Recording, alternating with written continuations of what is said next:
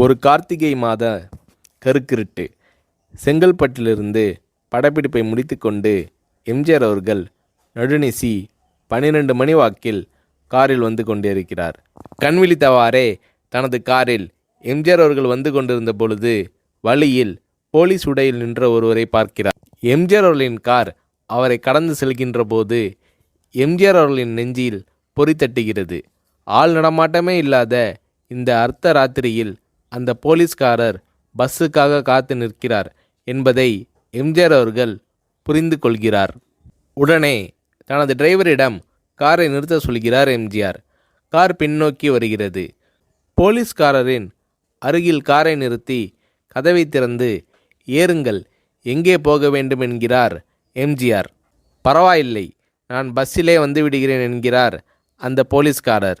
நேரமாகிவிட்டது, இனி இந்த ரூட்டில் பஸ் கிடையாது, ஏறிக்கொள்ளுங்கள் என்று எம்ஜிஆர் அவர்கள் வலுக்கட்டாயம் செய்ய போலீஸ்காரர் வேண்டா வெறுப்பாக ஏறுகிறார். காரின் உள்ளே லைட் போட்டு சாப்பிட்டீங்களா என்று கேட்டுக்கொண்டே தனது சீட்டுக்கு பின்னால் இருந்த பிஸ்கெட் பழங்களை எடுத்து கொடுக்கிறார் எம்ஜிஆர். இப்படி ஓசியில் பயணம் செய்வதே எனக்கு உடன்பாடில்லை. இன்னும் நீங்கள் உண்ண சொல்லி வேறு என்னை இழிவுபடுத்தாதீர்கள் என்று போலீஸ்காரர் மறுக்கிறார். எம்ஜிஆர் அவர்கள் பூரிக்கிறார். இருப்பவனிலிருந்து இல்லாதவன் வரை படித்து பதவியில் இருக்கும் எத்தனையோ பேர் எனக்கு அது வேண்டும் இது வேண்டும் என்று எம்ஜிஆர் அவர்களிடம் வேண்டியதை பெற்று செல்கிறார்கள். ஆனால் சாதாரண பொறுப்பில் இருக்கும் இந்த போலீஸ்காரரின் நேர்மை எம்ஜிஆர் அவர்களை மெய்சிலிர்க்க வைத்துவிட்டது.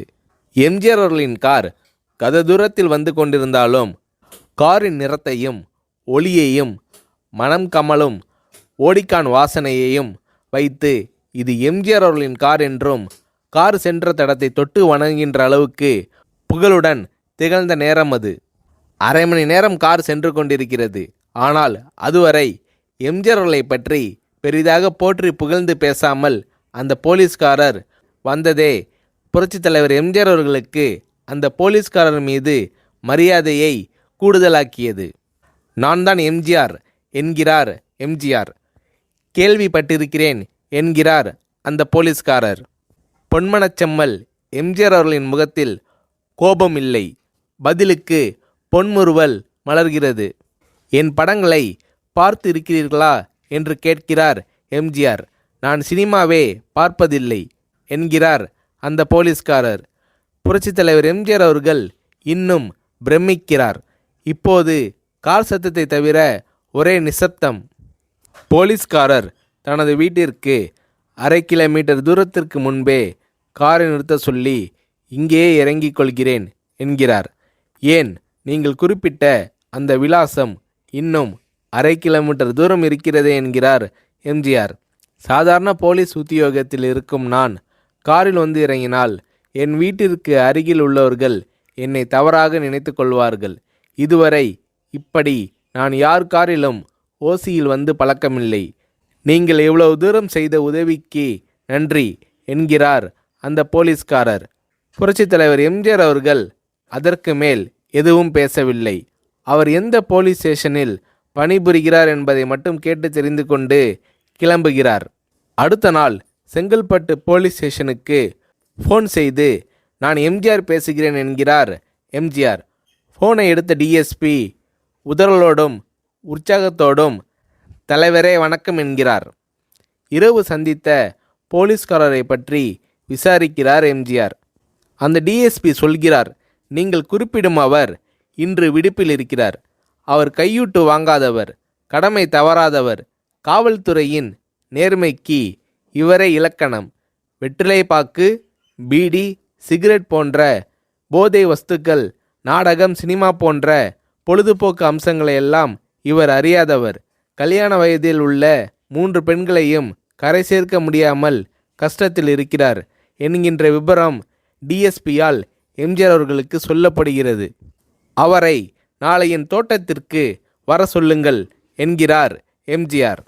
கேட்டுக்கொண்ட டிஎஸ்பி உங்களோடு ஃபோனில் ஆளுக்கு ஒரு வார்த்தை பேச இன்ஸ்பெக்டர், சப் இன்ஸ்பெக்டர் உட்பட எல்லோரும் ஆசைப்படுகிறார்கள். ஃபோனை அவர்களிடம் கொடுக்கலாமா என்கிறார். எம்ஜிஆர் அவர்கள் கொடுங்கள் என்கிறார். பேசுகிறார். அந்த போலீஸ் ஸ்டேஷனே புண்ணியம் பெற்றதாக மகிழ்ச்சி அடைகிறார்கள் அந்த போலீஸ்காரர்கள். மறுநாள் அந்த போலீஸ்காரர் ராமவரம் தோட்டத்திற்கு அழைத்து வரப்படுகிறார். அவரிடம் பேப்பரில் மடித்த பெரிய பணக்கட்டை கொடுத்து, இதை வைத்து உங்கள் பெண்களின் கல்யாணத்தை நடத்துங்கள் என்கிறார் எம்ஜிஆர். போலீஸ்காரர் மறுக்கிறார். நான் ஏதாவது உங்களிடம் காரியமாற்ற சொல்லி அதற்காக கொடுத்தால் அது தவறு. என்னால் ஆக வேண்டியது உங்களுக்கும், உங்களால் ஆக வேண்டியது எனக்கும் எதுவும் இல்லை. நான் உங்கள் கூட பிறந்த ஒரு சகோதரனாக நினைத்து கொடுக்கிறேன், பெற்றுக்கொள்ளுங்கள் என்று சொன்ன பிறகு கேட்டும் கூட கிள்ளி கொடுக்காத கனவான்கள் வாழும் இந்த உலகில் ரோட்டில் நின்றவனை அழைத்து சென்று அள்ளி கொடுத்த எம்ஜிஆர் அவர்களின் கருணையில் நெகிழ்ந்து போய் பெற்றுக்கொள்கிறார் அந்த போலீஸ்காரர். பிறகு ஒரு தேதியில் புரட்சித் தலைவர் எம்ஜிஆர் அவர்களே சென்று அந்த போலீஸ்காரரின் 3 பெண்களின் திருமணத்தையும் நடத்தி வைத்து வாழ்த்தி இருக்கிறார்.